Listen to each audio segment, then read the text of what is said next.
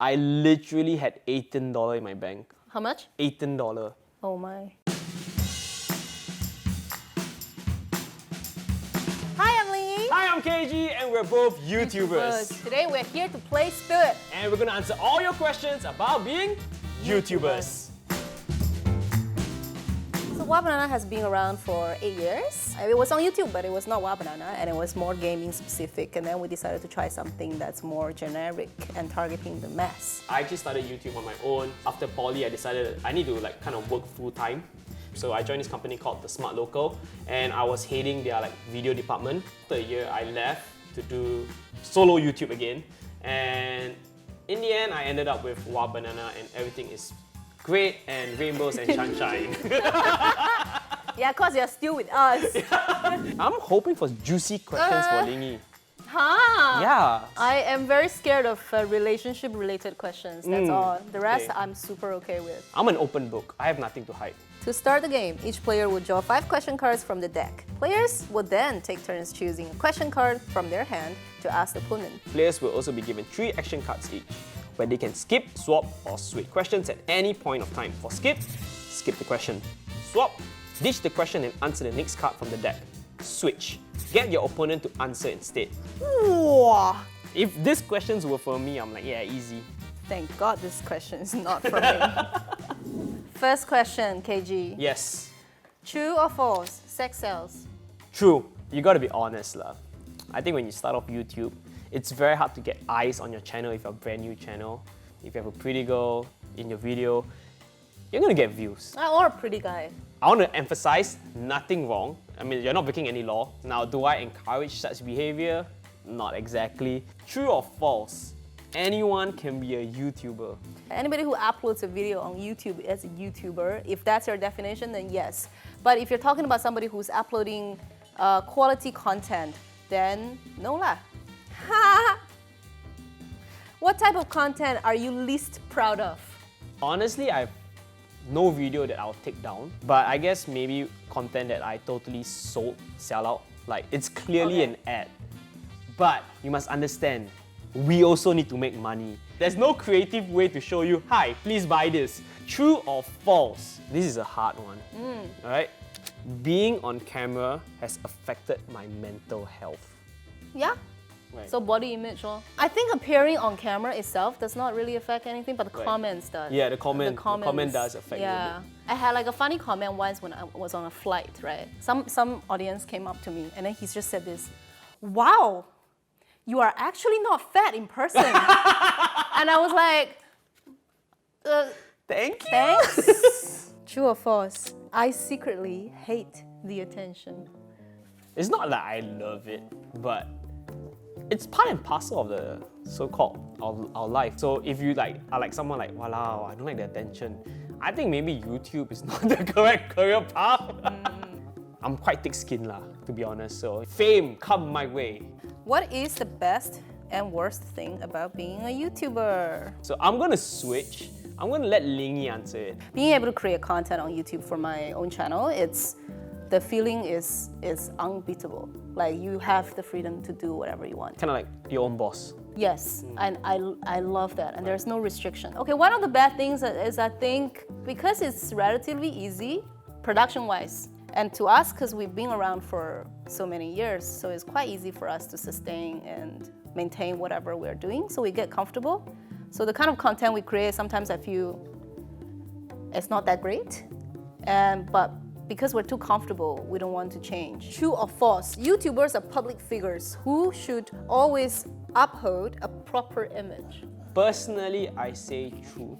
I feel like as long as you have a certain number of young, impressionable kids looking at you, at what you do in your life, you do have a so-called social thing where you kind of not want to influence them in a bad way. But also, they are humans. Everyone makes mistakes. And it's very hard for you to be a perfect person. What is your weirdest fan experience? The DMs are pretty crazy. I've been offered quite a lot of money to, let's just say, spend time with certain How much person. money? We're talking about monthly allowance, yeah. Why I no receive such offers? I mean, the reason is very obvious. Yeah. What do you think about the type of content that Singaporean YouTubers put out? I'm gonna be honest and say it has been pretty stale.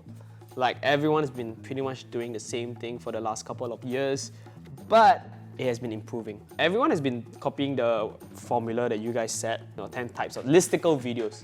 It's a formula that works. It gets views, it gets your channel growing. Honestly, Singaporeans a bit lack creativity. There are a few YouTubers popping out that I really enjoy their content.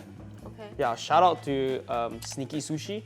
I think he's definitely gonna grow. He's kind of like the PewDiePie. Have you ever struggled to pay the bills because of your profession? I would like to switch that question. I have. It was when I left TSL and I started doing solo YouTube career. I hit my lowest low. I literally had $18 in my bank. How much? $18. Oh my. And Okay. it's so sad because you only can withdraw $20. It was hard. YouTube don't earn money, guys. Please don't join so that we have less competition. What is the meanest comment you have ever received? Because we've been trying to do different content. Younger audience might not get them, and older audience like them, but they don't share it. That's why they get less views. But there are some comments about those seriously good videos that we make.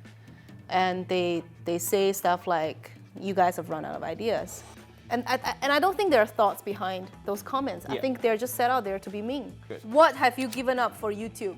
I think I've given up privacy. Pretty much my life, my friends, is out there for everyone to see. Even my home address, if you Google it, you can find it. Have you ever lost friends because of YouTube? I did have a very personal fight with one of my ex-boyfriends. You know, there's a kind of boyfriend who takes photos like this, and there's another one who takes like this. Yeah. I was sort of like made fun of. Like, oh, why you post like that, and that? And we had a fight, but my finishing line of my fight was, I said, that was my job. That's when he understood. True or false, I have a different personality off screen. I just want to use this just for the sake of using it. I want to swap. Yeah, I swap. It's worse. Do you feel threatened by the new generation of Singaporean YouTubers? Not gonna lie, I do feel a little bit threatened because they are definitely growing way faster and reaching my goal at a faster rate than what I took. Shout out to, once again, Squishy Sushi and Sneaky Squishy Sushi. Sneaky Sushi. Sneaky Sushi. But it's good. It's good. We always need more content creators. Yes, you know. yes. The YouTube believe scene so. definitely need more help. Have you ever secretly left a bad comment on another YouTube channel? I'm gonna skip this, not because I have done it, okay? I'm not. I think I've made it when? That's a hard question to answer because I think I've already made it.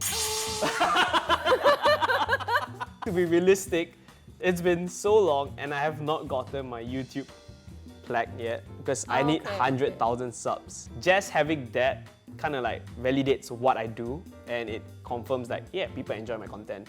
So that's honestly a goal I set for 2020. But guess what? 2020 says no. The general public think my job is Pure fun and no struggle. Well, I would agree the majority of my job is fun. pure fun. Yeah. There are struggles just like any other full-time jobs. We have employee issues, we have hiring issues, we have budgeting issues, and COVID, we will have no jobs, same as anybody else. Have you ever been done wrong by another YouTuber?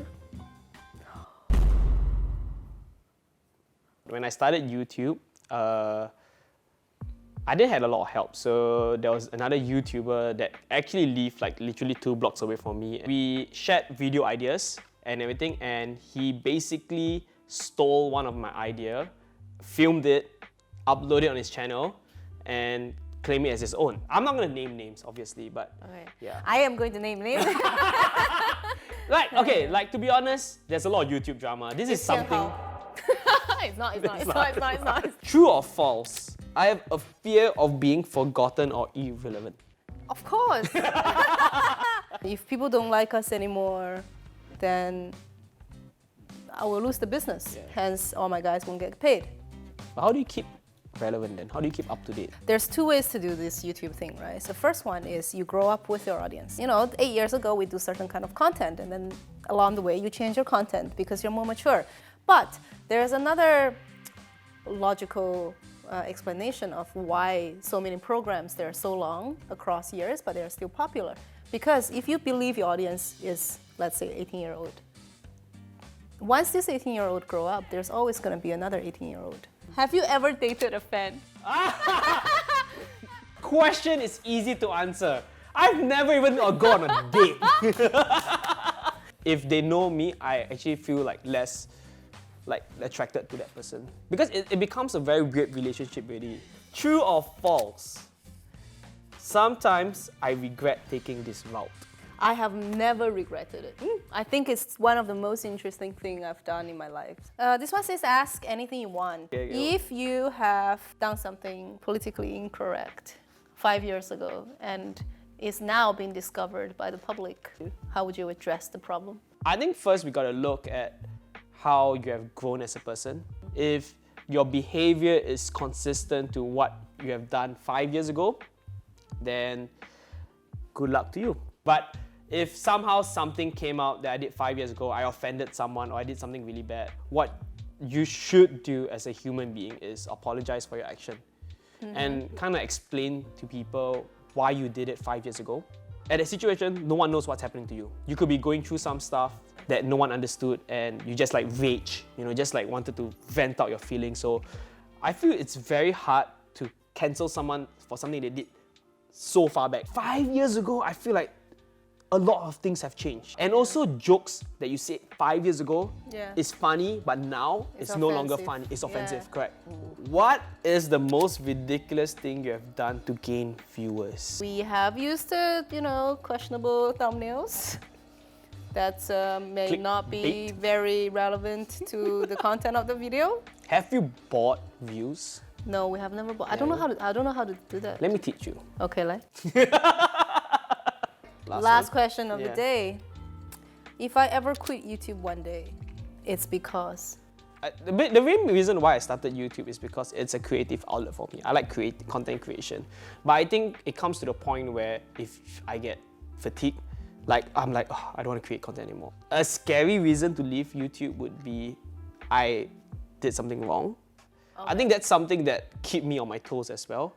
Some mistakes, let's just say it's hard to come back from. Yeah. So to the kid who's watching this video, who really want to become a YouTuber, you can be as big as you dream. If you want to do YouTube, do it with a purpose of something that you want to either have fun, do it with friends. If you, in your mind, you're I want to be famous. I want to earn a lot of money. Let me just kind of break your dream bubble a little bit. It's going to take a long time. So if you come to YouTube, just having fun, no pressure of being famous or what, you're gonna have a great time. I think making content to impress yourself is something that you should always remember. Otherwise, you will lose your path and you will lose the purpose. 100%. Okay, thank you so much for watching this episode of Spit It. I had a lot of fun, and don't forget to hit the subscribe button if you want to watch more content like this. So thank you for having us. Bye.